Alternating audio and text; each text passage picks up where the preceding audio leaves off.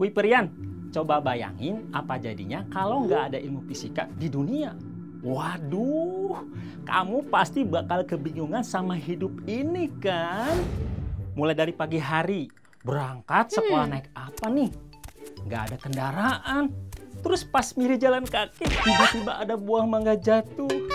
Kamu pasti tambah bingung. Soalnya kenapa ya? Benda-benda jatuhnya ke bawah. Pesawat aja bisa melayang, nggak jatuh ke bawah gitu. Nah lo. Tambah bingung. Eits, nggak usah bingung Kuiperian. Sini belajar fisika sama Kak Cepi. Soalnya fisika akan memberi jawaban dari segala kebingungan kamu. Tapi pertanyaannya, apa itu fisika? Dan fisika itu apa sih? Let's check it out. Seperti yang kita ketahui, fisika merupakan salah satu bagian dari ilmu pengetahuan alam atau IPA yang kemudian dikenal dengan istilah sains. Ingat dong ya, sains sudah kamu pelajari di SMP. Ada macam-macam, mulai dari biologi, kimia, hingga geografi. Khusus untuk ilmu fisika, ia mempelajari kejadian alam atau benda konkret berdasarkan fakta, konsep, dan hukum yang telah teruji kebenarannya. Melalui pendekatan ilmiah tentunya, seperti kejadian sebelumnya saat buah mangga jatuh dari pohon, fisika dapat menguji kenapa benda padat tersebut jatuh ke bawah, bukan ke atas. Ayo, jawabannya kenapa ya? Untuk memahami fenomena tersebut, kamu harus tahu dulu karakteristik fisika. Istilahnya itu kalau tidak kenal maka tak sayang. Makanya yuk kenalan. Fisika memiliki 4 karakteristik. Pertama, hasil kajian pada ilmu fisika bersifat objektif. Itu artinya objek yang dikaji adalah nyata, bukan persepsi atau angan-angan belaka. Sebagai contoh, kita balik ke kejadian buah mangga jatuh dari pohonnya. Yuk! Seperti yang kamu lihat, buah tersebut jatuhnya ke bawah, bukan ke atas. Hal ini dikarenakan gaya gravitasi yang menarik buah tersebut.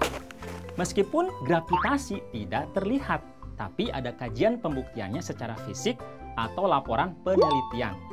Jadi dapat disebut nyata. Lanjut ke karakteristik kedua. Berbicara mengenai kajian atau laporan penelitian, ia disusun dengan cara berpikir logis. Artinya nggak boleh baper alias bawa perasaan. Contoh sederhananya seperti ini nih. Anggap saja kamu hendak melakukan pengukuran diameter buah mangga. Biasanya kamu ngukur gimana sih? Kayaknya diameternya 5 cm deh, Pak. Bentar-bentar. Feeling aku sih 4 cm kali ya. Salah atuh.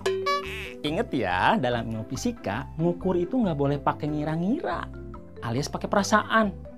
Nah, untuk menyusun kajian pada diameter buah mangga, kamu harus mengukur secara logis dan akurat dengan menggunakan suatu alat seperti jangka sorong. Tuh kan, kalau diukur secara logis, hasilnya adalah 3 cm. Bahaya kan kalau pakai perasaan, bisa jadi salah.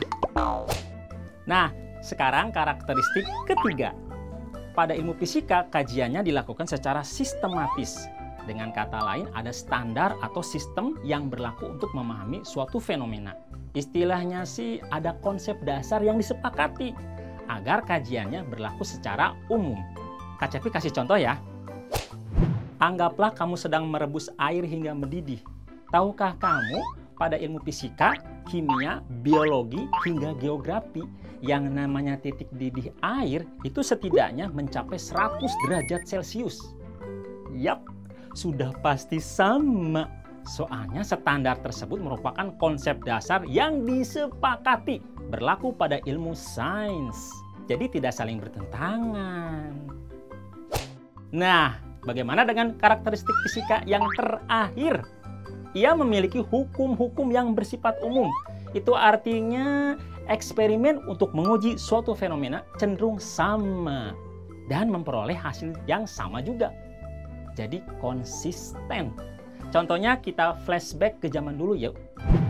Seorang ilmuwan bernama Hans Christian Ørsted menemukan suatu fenomena. Jika kumparan dialiri arus listrik, maka akan muncul induksi magnetik. Hal ini dibuktikan dengan perubahan jarum kompas. Ya, coba deh kamu lakukan di tahun ini, di hari ini, jam ini juga.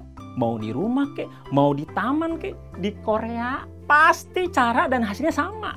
Itulah fisika. Jadi kamu udah paham kan apa itu fisika dan karakteristiknya. Fisika dapat berperan sebagai jawaban untuk memahami fenomena di sekitar kita.